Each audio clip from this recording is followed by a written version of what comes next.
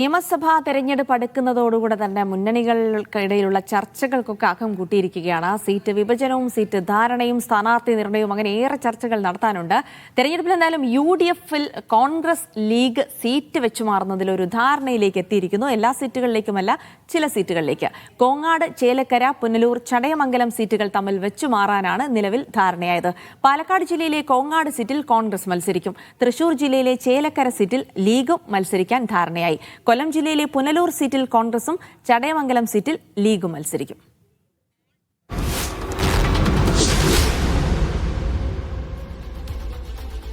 മുഹമ്മദ് അസ്ലം വിവരങ്ങൾ നൽകും. അസ്ലം, അങ്ങനെ ചില സീറ്റുകളിൽ മേലൊരു ധാരണയിലേക്ക് കോൺഗ്രസും ലീഗും തമ്മിൽ എത്തിയിരിക്കുന്നു. പക്ഷേ ഇനിയും ഒരുപാട് സീറ്റുകളിൽ ധാരണയാവാനുണ്ട്. ഗുരുവായൂർ, തിരുവമ്പാടി സീറ്റുകളിലൊക്കെ ചില ധാരണകൾ ഉണ്ടാകുമെന്ന് പറഞ്ഞു കേട്ടിരുന്നെങ്കിലും അത്തരത്തിലുള്ള തീരുമാനത്തിലേക്ക് എത്തിയിട്ടില്ല. നിലവിൽ എന്തൊക്കെയാണ് ധാരണയിലുള്ളത്?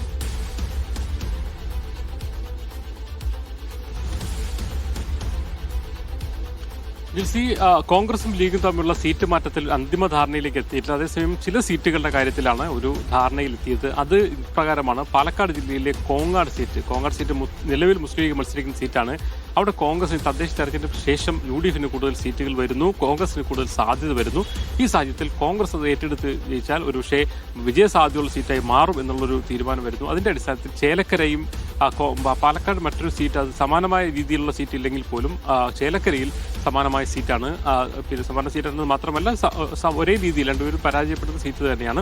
ആ ചേലക്കര മാറാമെന്നുള്ള ആലോചനയിലേക്ക് വരുന്നു. ചേലക്കരയിൽ ചില പഞ്ചായത്തുകൾ മുസ്ലിം കൂടി സ്വാധീനമുള്ള പഞ്ചായത്തുകളാണ്. അതുകൊണ്ട് തന്നെ കുറച്ചുകൂടി പോരാട്ടം നടത്താൻ കഴിയുമെന്നും ലീഗും കരുതുന്നു. ആ അർത്ഥത്തിൽ കോങ്ങാടും ചേലക്കരയും തമ്മിൽ വെച്ചുമാറ്റത്തിന് ഒരു ധാരണയായിട്ടുണ്ട്. മറ്റൊന്ന് കൊല്ലം ജില്ലയിലെ സീറ്റുകൾ സംബന്ധിച്ചാണ്. കൊല്ലം ജില്ലയിൽ നേരത്തെ ഇരവിപുരമാണ് മത്സരിച്ചിരുന്നത്. അതേസമയം ഇപ്പോൾ പുനലൂരാണ് മുസ്ലിം ലീഗ് മത്സരിക്കുന്നത്.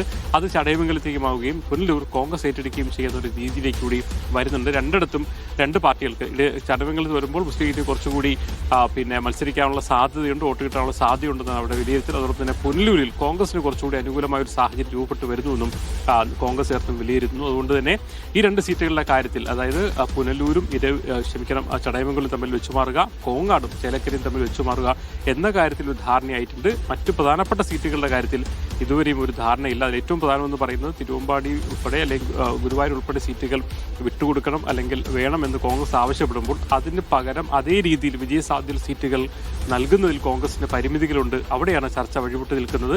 അതിനി എപ്പോഴാണ് പൂർത്തിയാവുക അറിയില്ല. എന്തായാലും അത് 2-3 ദിവസത്തെ ഒരാഴ്ചയ്ക്ക് കൊണ്ട് അത് തീരുമാനമാകുമെന്ന് പറയുന്നു.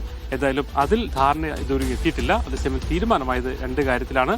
ഒന്ന് കോങ്ങാടും ചേലക്കരയും, രണ്ട് പുനലൂരും ചടയമംഗലം.